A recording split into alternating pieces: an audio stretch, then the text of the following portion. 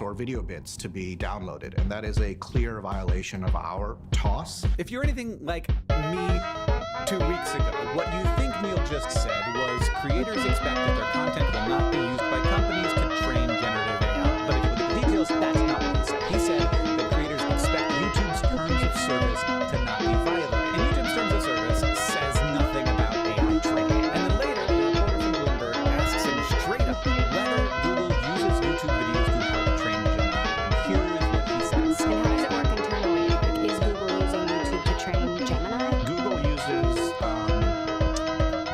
YouTube content really in accordance, again, not with those terms of service or individual contracts that we might have with creators or uploaders to our platform. Lots of creators have different sort of licensing contracts in terms of their content on our platform. Lots of rights holders do. Now, it's true that lots of different rights holders have lots of different deals with YouTube, but the people that you and I think of as YouTubers, rather than record labels or legacy media companies, they all have the exact same deal. Like, I don't have a special deal with YouTube. Marques Brownlee doesn't have a special deal with YouTube. We're YouTubers.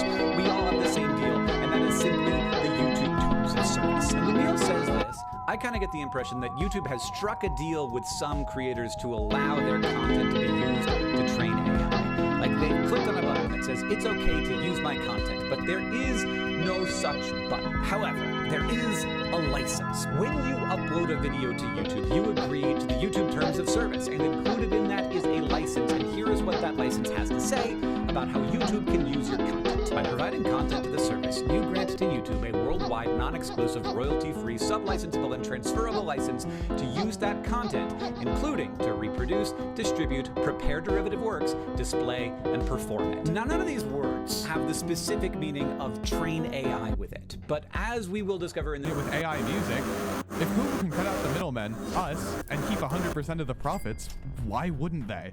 Right now, YouTube still has every incentive to keep human creators. People mostly watch Mr. Beast for his personality, right? Or at least I'm totally wrong. But if AI continues like that, people might stop caring about the difference. Up until this point, YouTube has always put respect. They've tried to make us feel valued and forget about the enormous power imbalance between a trillion-dollar Google corporation and us. The humans are unpredictable. They burn out and complain. AI doesn't. And the worst part, we're creating an AI that may one day replace us, and there's no way to operate. The business case for AI creators is very strong. As soon as the incentives change to where it's no longer in their best interest to do what they can, they'll replace creators in a heartbeat.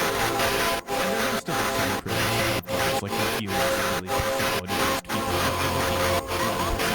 If you don't believe YouTube would do anything for profit, look no further than kids' content. I began searching up some of the top 100 most searched keywords on YouTube, and while the initial search results looked completely normal, after just 1, 2, 3, 4, 5, 6, 7, 8 clicks, I was recommended this.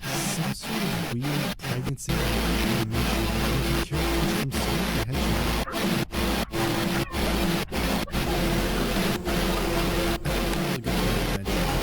Every time we found an video representing display on screen containing specific violations of YouTube's evolution guideline to choose the video everything went